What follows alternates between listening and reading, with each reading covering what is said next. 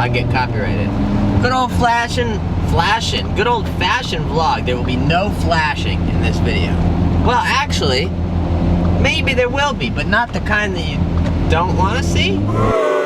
If you didn't realize, I uploaded this video on a Sunday. I think for the time being, I looked at some analytical stuff, and it says that my subscribers are online more on Sunday, Monday, Tuesday than they are on Thursday, Friday, Saturday, and I usually upload Thursday evening, so just trying to take advantage of more of you paying attention to my videos. There will be a lot of Mark 6 content coming in the next few weeks. I have so much stuff saved up that I need to put on before it gets cold out as we go to the drag strip.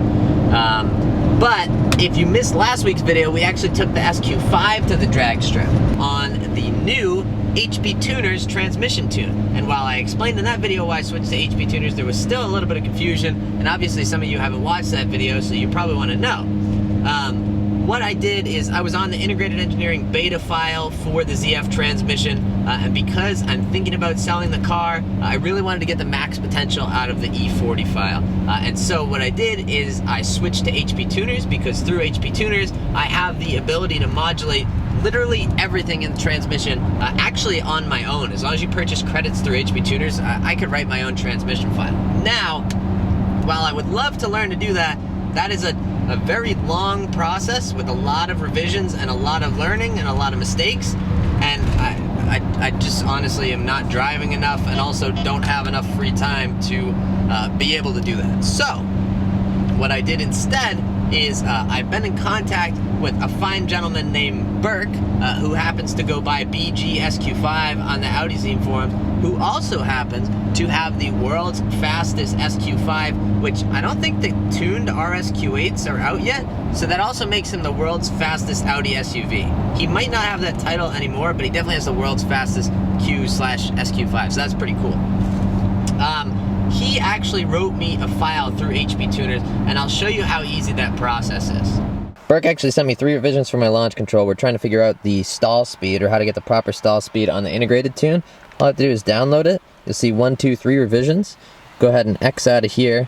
We'll open up the VCM scanner, sorry, VCM editor. And what this will do, this is actually a downloaded program from HP Tuners site. We'll do File, Open. We'll do Revision 2, Higher Stall, Open. Now that that's open, all we have to do is write vehicle. It's going to write the TCU, write calibration. Literally is pretty much this simple. It's submitting the request to HP Tuners right now, erasing, and it should be writing at the same time. It's literally going to take 10 seconds. I'll have a new revision. Then I'll open up the scanner, which is the logging tool. Berk has a layout for that. I'll log it. I'll send him the log, and he'll let me know. HP Tuners is kind of interesting because it literally allows you to unlock every aspect of the ZF transmission. And what's cool about it is if you're a tinkerer, you literally have the ability to touch whatever you want in a transmission, adjust the transmission tune however you want. Now obviously it takes some skill to do that, and they do have forums available, which I think is pretty cool, where you can offer feedback or get feedback on your tunes. HP Tuners has been huge in the muscle car world for a long time now, so there are people who are super familiar with this software and obviously with what logs look like and etc, etc.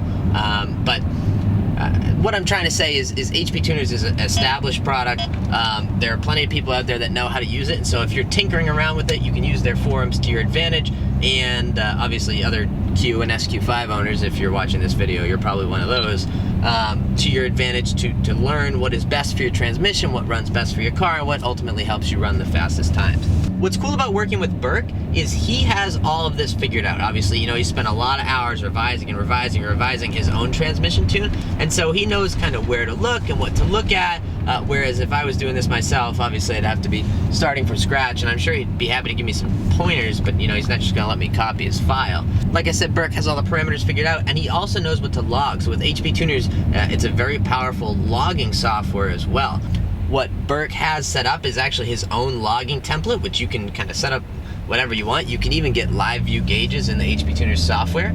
But Berk has his own logging suite set up. He sends me the layout for it. I log stuff, and when it goes to him, my logs are already in his format with all the correct stuff logged so that he knows exactly what to look at. So enough about the flashing process. You guys probably want to know what it feels like, what the main differences are. I'm not going to compare it to the integrated engineering tune because that tune was obviously still in beta, but what I will compare it to is the Audi stock file that I drove around on for about a week recently. That was a Type R. So what I'm driving around on is what Berk calls revision 2.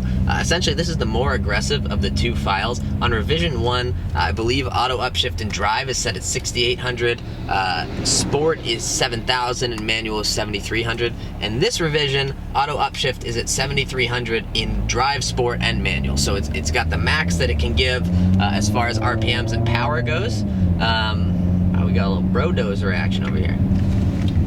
And it's also going to have a little bit more torque in the stall. Now, Berk and I are still working on figuring out my stall. Because of the revised ECU file that I'm on, it's actually messed with the torque structure a little bit, and so at the track, you'll notice I was launching right around 2,500 RPMs instead of 2,900, is kind of the sweet spot between max power launches and not blowing the tires off. We're still figuring that out, and it's nice because Berk is obviously sending me revisions, I'm logging them, sending them back to him.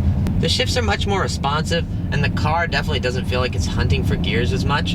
What I look for is the car to hold gears. Now, depending on your driving style or whatever, you may just want it to shift like it does in the stock form, and I'm sure Berk's able to do that. But when you're driving like this, and you're coming through an off-ramp, it's nice that the car's not, you know, in 6th gear by now. It's actually revving out a little bit, and if I toss it in sport mode, Berk actually has it set up to hold right around 2,500 RPMs, or at least downshift once you get around 2,000. So it keeps the RPMs even higher in the torque band. He and I are both obsessed with this mode is like the automatic transmission predicting what you're gonna do. And so it'll hold a gear like, oh, it actually shifted. Well, should we race a Mustang? Come on. Oh, it's not interesting. But it'll actually hold gears, so you see, or rather you can hear it. If I go to drive, it'll go away and be quiet. Well, he's messed with the sport mode map, he's messed with the drive map. I drive in drive 90% of the time, and the other 10% of the time I'm in manual, but it's kind of fun to play with this sport mode now just because it will downshift as you're braking. It's like what the S4 sport mode did do, this car didn't do. For whatever reason, they mapped this transmission differently. It just seemed like it always wanted to shift and go into the next gear. But there's about 6 bazillion throttle maps and all that fun stuff that you can play with.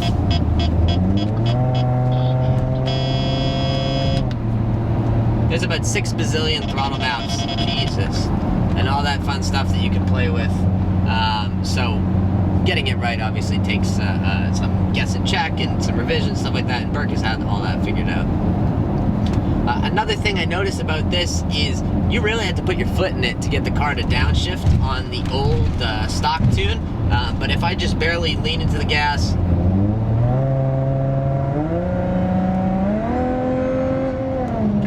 you can hear it's very linear in the kicking down. It's as I press further on the pedal, which unfortunately you can't see, you heard it go 7th, 6th, 5th, 4th. Depending on your throttle input, it's gonna go ahead and vary that for you. But the old tune did not do that. It literally like would sit and drive until you were halfway into the pedal, and then it'd be like, all right, let's go to 5th gear. Boom, drop 3 gears and disappear. But it's nice to be able to modulate that a little bit more, and Berk's tune has definitely done that for me.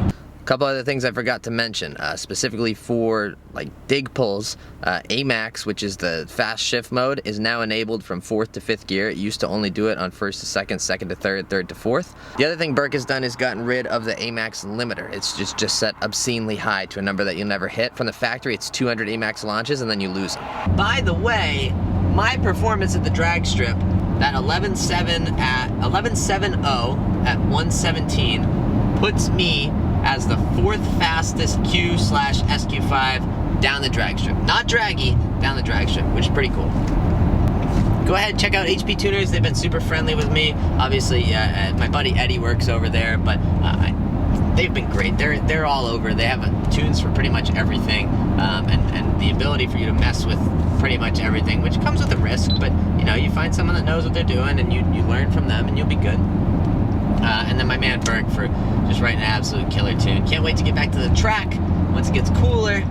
But for the next few weeks, we're probably going to be working on the GTI. So Stick around for those videos. I hope you guys enjoyed this one. A good old-fashioned sit in the car and talk to the camera vlog. Thank you guys so much for watching. Go out there and spread some positivity, and I will catch you guys in the next video.